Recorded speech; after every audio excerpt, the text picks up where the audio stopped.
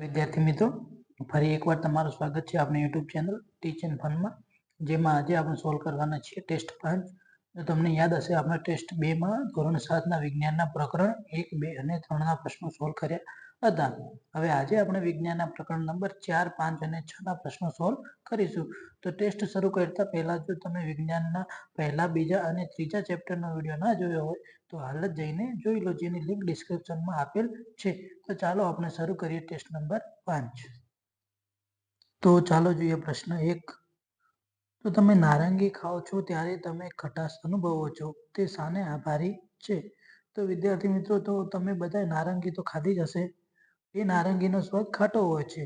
તે ખટાશ આપણે અનુભવીએ છીએ, કેમ કે આમ જોઈએ તો નારંગી એક ખાટું ફળ છે અને નારંગીમાં મુખ્યત્વે સાઇટ્રિક એસિડ હોય છે અને એસિડનો સ્વાદ લાક્ષણિક રીતે ખાટો હોય છે. એટલે જ્યારે તમે નારંગી ખાઓ છો ત્યારે આ સાઇટ્રિક એસિડ તમારી જીભ પર ખટાશનો અનુભવ કરાવે છે. એટલે જવાબ આવશે એ, એસિડ. ચાલો જોઈએ પ્રશ્ન 2. બેઝ સ્વાદે કેવા હોય છે? એ ખાટા, બી ખારા, સી તુરા કે ડી સ્વાદવિહીન? તો બેઝ એ રાસાયણિક પદાર્થો છે જે પાણીમાં ઓગળતા હાઇડ્રોક્સાઇડ આયનો ઉત્પન્ન કરે છે અને બેઝનો લાક્ષણિક સ્વાદ તુરો અથવા કડવો હોય છે. એટલે જવાબ આવશે સી, તુરા. બેઝ સ્વાદે તુરા હોય છે. સામાન્ય રીતે ઘરમાં વપરાતા સાબુ અને કપડાં ધોવાના સોડામાં બેઝ હોય છે.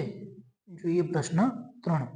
તમારા શિક્ષક તમને એસિડ-બેઝના પરીક્ષણ માટે કુદરતી સૂચકોનો ઉપયોગ કરવાનું કહે છે, તો તમે નીચેનામાંથી શાનો ઉપયોગ કરશો? એ હળદર, બી લિટમસ, સી ફિનોલ્ફથેલિન કે ડી એ અને બી બંને? તો એસિડ-બેઝનું પરીક્ષણ કરવા માટે જો કુદરતી સૂચકનો ઉપયોગ કરવો હોય તો એ એવા પદાર્થો છે જે પ્રકૃતિમાંથી મળે છે અને તેનો ઉપયોગ કોઈ દ્રાવણ એસિડિક છે કે બેઝિક તે જાણવા માટે થાય છે. આ પદાર્થો એસિડિક અને બેઝિક દ્રાવણમાં પોતાનો રંગ બદલે છે. એટલે હળદર અને લિટમસ પત્ર એ કુદરતી છે, જ્યારે ફિનોલ્ફથેલિન કૃત્રિમ છે. માટે જવાબ આવશે એ અને બી બંને. જોઈએ પ્રશ્ન 4. નીચેનામાંથી સત્ય વિધાન જણાવો.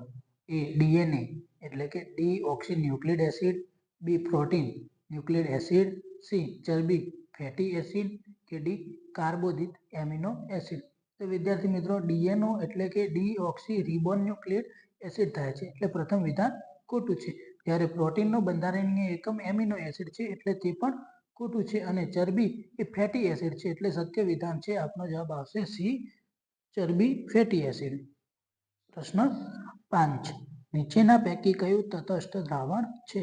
તો મિત્રો, તટસ્થ દ્રાવણ એટલે એવું દ્રાવણ જેમાં એસિડ પણ નથી અને બેઝ પણ નથી, જેનું પીએચ મૂલ્ય લગભગ 7 હોય છે. તો એ વિનેગરનું દ્રાવણ. તો વિનેગરમાં એસિડિક પદાર્થ હોય છે, એટલે તે એસિડ છે. બી બેકિંગ સોડાનું દ્રાવણ. તો બેકિંગ સોડામાં સોડિયમ હાઇડ્રોજન કાર્બોનેટ હોય છે, એટલે એ બેઝ છે. અને સી ભીંજવેલો ચૂનો, તો એ પણ એક બેઝ છે. જ્યારે ડી મીઠાનું દ્રાવણ, તો તે સોડિયમ ક્લોરાઇડ અને મજબૂત એસિડ તથા મજબૂત બેઝથી બનેલો ક્ષાર છે. તેથી પાણીમાં તેનું દ્રાવણ તટસ્થ હોય છે. એટલે જવાબ આવશે ડી, મીઠાનું દ્રાવણ. પ્રશ્ન 6.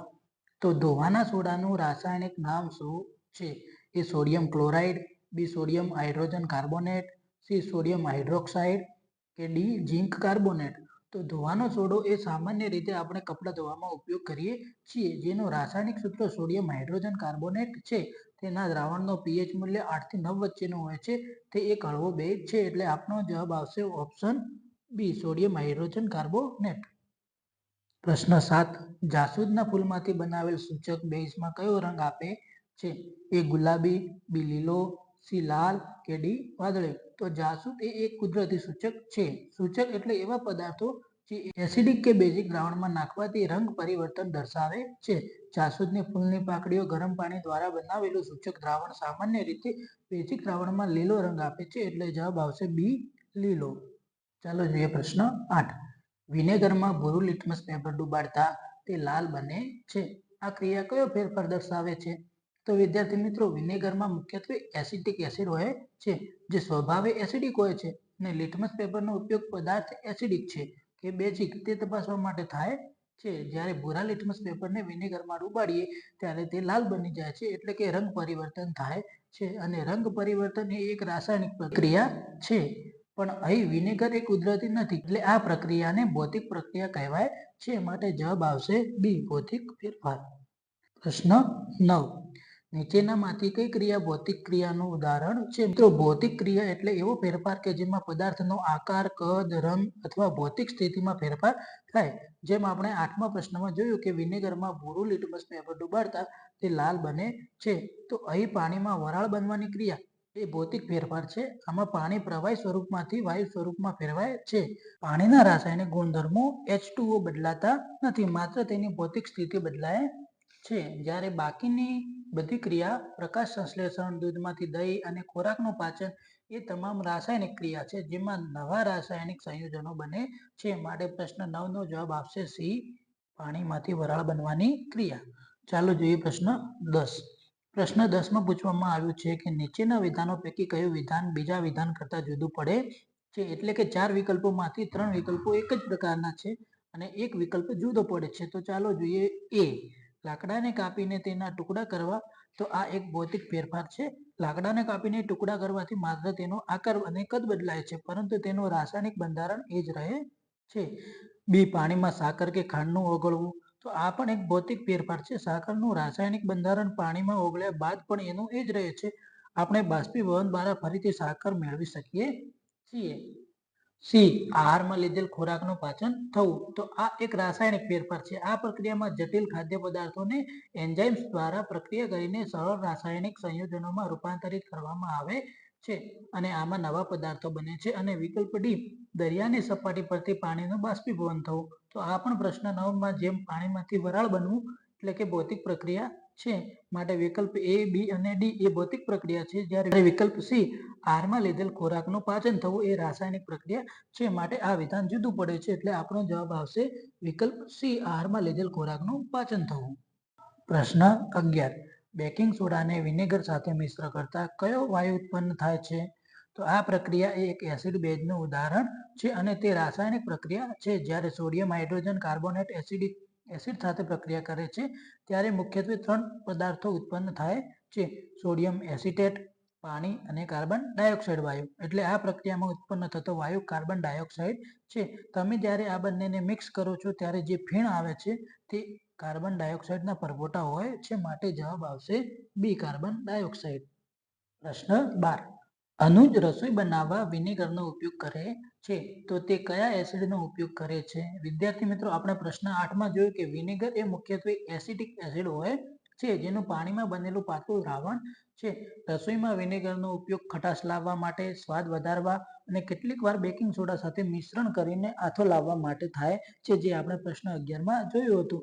એસિટિક એસિડ એ વિનેગરનો ઘટક છે જે તેની લાક્ષણિકતા, ખટાશ અને રાસાયણિક ગુણધર્મો આપે છે. માટે જવાબ આવશે બી, એસિટિક એસિડ. ચાલો જોઈએ પ્રશ્ન 13. કીડી કરડવાથી તમારા હાથ પર સોજો આવે છે અને ખંજવાળ આવે છે. આમ થવા કેવો ફેરફાર જવાબદાર છે? તો કીડી કરડવાથી તેના ડંખ દ્વારા ફોર્મિક એસિડ નામનું રસાયણ ત્વચામાં દાખલ થાય છે અને સોજો અને ખંજવાળ પેદા કરે છે અને એ એક રાસાયણિક પ્રતિક્રિયા છે. માટે જવાબ આવશે વિકલ્પ એ, રાસાયણિક ફેરફાર. પ્રશ્ન 14. ઓક્સિજનની ગેરહાજરીમાં કયા પ્રકારનું શ્વસન થાય છે? તો શ્વસન ક્રિયા એ ઓક્સિજનની ગેરહાજરીમાં થાય તો તેને અજારક શ્વસન ક્રિયા કહેવાય છે. અજારક શ્વસન ક્રિયામાં ગ્લુકોઝનું વિઘટન ઓક્સિજનની ગેરહાજરીમાં થાય છે. તે સામાન્ય રીતે ઓછા ઉર્જા મુક્ત કરે છે અને આલ્કોહોલ અથવા લેક્ટિક એસિડ જેવી આડપેદાશો ઊભી કરે છે. જ્યારે જારક શ્વસન ક્રિયામાં આ પ્રક્રિયા ઓક્સિજનની હાજરીમાં થાય છે અને તે વધુ ઉર્જા ઉત્પન્ન કરે છે, જેમાં પાણી અને કાર્બન ડાયોક્સાઇડ ઉત્પન્ન થાય છે. તેથી સાચો જવાબ આવશે એ, અજારક શ્વસન. પ્રશ્ન 15. હવાની ગેરહાજરીમાં જીવી શકે તેવા સજીવોને ખાલી જગ્યા કહે છે. એ, જારક જીવી. એટલે કે આ સજીવોને જીવવા માટે અને શ્વસન કરવા માટે ઓક્સિજનની હાજરી ફરજિયાત હોય છે, જેમ આપણે શ્વસન કરીએ છીએ તેમ.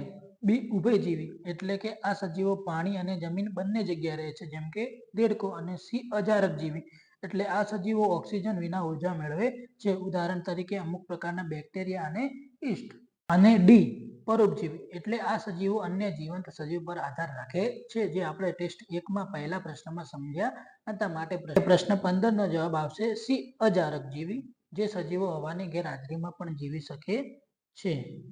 પ્રશ્ન 16 કયા પ્રાણીઓ શ્વસન માટે નળીઓનું જાળું ધરાવે છે? એ માછલી, બી માણસ, સી ઊંટ કે ડી તીડ?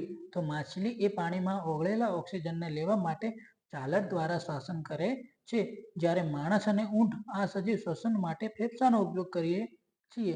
જ્યારે તીડ છે તો એ પોતાના શરીરમાં આવેલી નાની હવા લઈ જતી નળીઓના જાળા દ્વારા શ્વસન કરે છે, જેમ શ્વાસનળી કહેવાય છે.